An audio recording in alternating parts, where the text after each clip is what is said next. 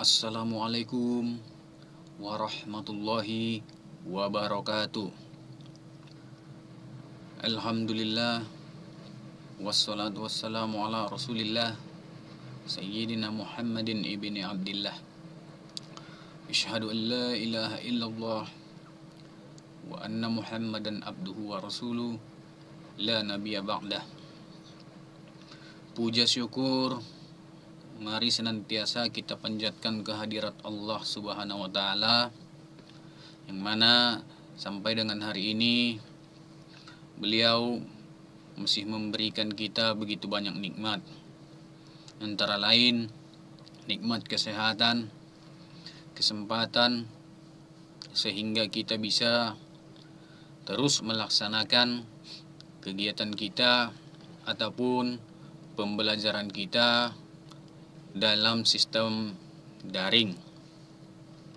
Salawat dan salam semoga tercurahkan kepada junjungan kita Nabi besar Muhammad sallallahu alaihi wasallam dengan lafaz Allahumma sholli ala Muhammad wa ala ali Muhammad.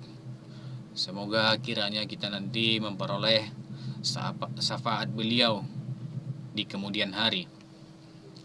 Baik, pada hari ini kita akan kembali melanjutkan studi kita ataupun pembelajaran kita, yaitu masih tentang cerita hikayat pada pembelajaran kelas 10 mata pelajaran bahasa Indonesia, yang mana pada hari ini kita akan membahas part 3 ataupun bagian ketiga dari pembelajaran kita. Pada pekan-pekan kemarin telah kita mempelajari bahwasanya seputar cerita hikayat. Kemudian pada pembelajaran kedua kita telah membahas nilai-nilai hikayat, itu pada cerita hikayat Putri Kuning. Nah, pada hari ini di sini kita akan menganalisis struktur dan kebahasaan dari cerita hikayat. Nah, langsung saja kita perhatikan pembelajaran berikut. Semoga anak-anak kami cepat paham dan menanggapinya. Nah, yang pertama kita perhatikan di sini ada beberapa yang menjadi struktur dari cerita hikayat. Yang pertama itu ada bagian abstraksi, kemudian ada bagian orientasi, kemudian terjadi komplikasi, berikutnya terjadi evaluasi, kemudian resolusi dan koda. Perlu anak-anak kami sekalian ketahui bahwasanya item-item berikut ini tidak pernah bergantian. Maksudnya di sini cerita hikayat itu selalu sesuai dengan struktur ini. Abstraksi selalu pada bagian atas, orientasi, komplikasi, evaluasi, resolusi, dan koda. Tidak akan pernah mungkin koda itu ada pada bagian ketiga. Nah, tidak akan mungkin koda itu ada pada bagian pertama. Makanya otomatis di sini kita harusnya lebih baik menghafalkan item-item berikut berdasarkan urutan-urutannya. Nah, kemudian kita lanjutkan, kita bahas satu persatu apa saja item-item tadi. Yang pertama bagian abstraksi. Abstraksi di sini pada cerita hikayat merupakan ringkasan ataupun inti dari cerita yang akan dikembangkan menjadi rangkaian-rangkaian peristiwa atau bisa juga gambaran awal dalam cerita. Abstrak bersifat opsional, yang artinya sebuah teks hikayat boleh tidak memakai abstrak, boleh memakai abstrak, itu tergantung pada penulis. Pada bagian kedua yaitu ada orientasi.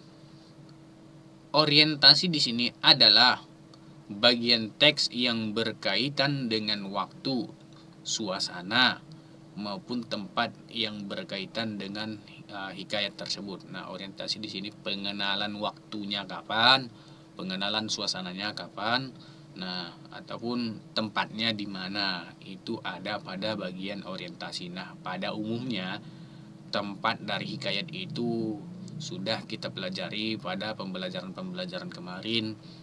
Itu biasanya ada pada sebuah istana. Kita lanjutkan.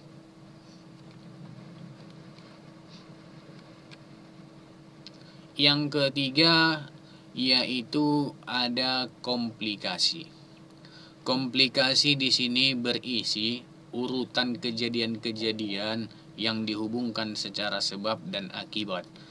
Pada bagian ini kita bisa mendapatkan karakter ataupun watak dari tokoh cerita, sebab kerumitan mulai bermunculan. Nah, pada bagian komplikasi merupakan itu sebenarnya awal dari masalah timbul, bagaimana awalnya. Nah, bagian komplikasi juga dikenalkan karakter tokoh masing-masing. Nah, itu dia di bagian komplikasi. Kemudian yang keempat ada evaluasi. Maksudnya di sini konflik yang terjadi yang mengarah pada klimaks mulai mendapatkan penyelesaian dari konflik tersebut. Nah, setelah adanya konflik dari cerita hikayat, otomatis berikutnya ada evaluasi, yaitu penyelesaian masalah setelah adanya konflik tersebut. Nah, penyelesaian masalah di situ disebut dia dengan istilah evaluasi. Kemudian ada yang dikatakan resolusi. Pada bagian ini si pengarang mengungkapkan solusi terhadap permasalahan yang dialami tokoh atau pelaku. Nah, pada bagian ini mulailah diketahui solusi yang terdapat ataupun solusi dari masalah, bagian akhir dari masalah, bagaimana penyelesaian dari masalah. Di sini pada bagian resolusi mulai terlihat. Yang terakhir di sini adalah koda. Nah, ini merupakan nilai ataupun pelajaran yang dapat diambil dari suatu teks cerita oleh pembacanya. Nah, pada umumnya nilai-nilai pada cerita hikayat itu banyak terdapat, yaitu kita perhatikan pada bagian koda. Disinilah dapat nilai pengajaran dari cerita hikayat tersebut.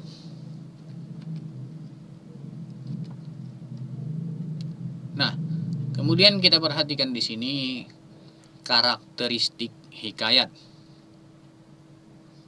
Nah, yang pertama bahasa. Bahasa yang digunakan pada hikayat itu adalah bahasa Melayu lama. Yang kedua, karakteristiknya bagaimana? Yaitu istana sentris. Maksudnya apa? Pusat ceritanya itu berada di dalam lingkungan istana. Hikayat tersebut seringkali bertema dan berlatar kerajaan. Hal tersebut dapat dibuktikan dengan tokoh yang diceritakan ialah raja serta pangeran atau anak raja. Selain dari itu, latar tempat dalam cerita ini adalah negeri yang dipimpin oleh raja dalam suatu kerajaan. Nah, inilah sebenarnya yang menjadi karakter yang utama, karakter yang paling menonjol pada cerita hikayat, yaitu tempatnya itu, tempat ceritanya yaitu pada sebuah istana ataupun sebuah kerajaan. Kemudian kita lanjutkan. Karakteristik yang berikutnya ada yang disebut pralogis, yaitu istilahnya dari kemustahilan. Banyak cerita yang terdapat pada hikayat tidak bisa untuk diterima oleh akal. Kemustahilan dalam teks, baik dari segi bahasa ataupun juga dari segi cerita. Kemustahilan ini berarti hal yang tidak logis atau juga tidak bisa diterima nalar. Contoh seperti bayi lahir disertai pedang dan panah. ini bayi lahir disertai pedang dan panah ini kita temukan pada teks cerita hikayat, yaitu tentang dua orang putra raja. Nah, itu dia. Ataupun ada seorang putri keluar dari gendang. Ini juga hikayat Indra Bangsawan. Nah, kedua kalimat ini terdapat pada cerita hikayat Indra Bangsawan. Nah, inilah kemustahilan yang ada pada cerita hikayat tersebut. Nah, disebut dengan perlogis, banyak kemustahilan pada cerita tersebut. Contohnya ini pada cerita hikayat Indra Bangsawan. Kemudian ada kita perhatikan kesaktian. Seringkali kita dapat menemukan kesaktian pada tokoh dalam cerita hikayat. Contohnya seperti Syah Peri mengalahkan Garuda yang mampu untuk merusak sebuah kerajaan. Raksasa memberi sarung kesaktian untuk dapat mengubah wujud serta kuda hijau. Nah, ini juga cerita pada hikayat Indra Bangsawan. Bagian kesaktiannya terlihat pada ini. Syah Peri mengalahkan Garuda. Kemudian kita lanjutkan. Karakteristik yang berikutnya yaitu anonim. Anonim berarti tidak diketahui dengan secara jelas nama pencerita atau pengarang. Hal tersebut disebabkan karena cerita yang disampaikan itu secara lisan, artinya dari mulut ke mulut, artinya tidak jelas siapa yang membuat pengarang atau hikayat tersebut. Nah, pada umumnya itu cerita hikayat anonim, tidak diketahui siapa nama pengarangnya. Berikut yaitu arkais. Karakter dari cerita hikayat itu arkais, maksudnya apa? Menggunakan kata arkais, bahasa yang digunakan pada masa lampau, jarang dipakai atau tidak lazim digunakan dalam komunikasi pada saat sekarang ataupun masa kini. Contoh kata hatta, maka, titah, upeti, bejana, syahdan, serta juga sebermula. Kata-kata hatta maksudnya di selanjutnya. Nah, itu ya berikutnya. Kemudian itu hatta. Kita lanjutkan. Unsur intrinsik hikayat. Yang pertama, tema. Di sini unsur intrinsik tidak jauh dari unsur intrinsik yang lain, misalkan cerpen dan lain-lain. Nah, yang pertama ada tema, yaitu merupakan suatu gagasan yang mendasari sebuah cerita. Kemudian ada latar.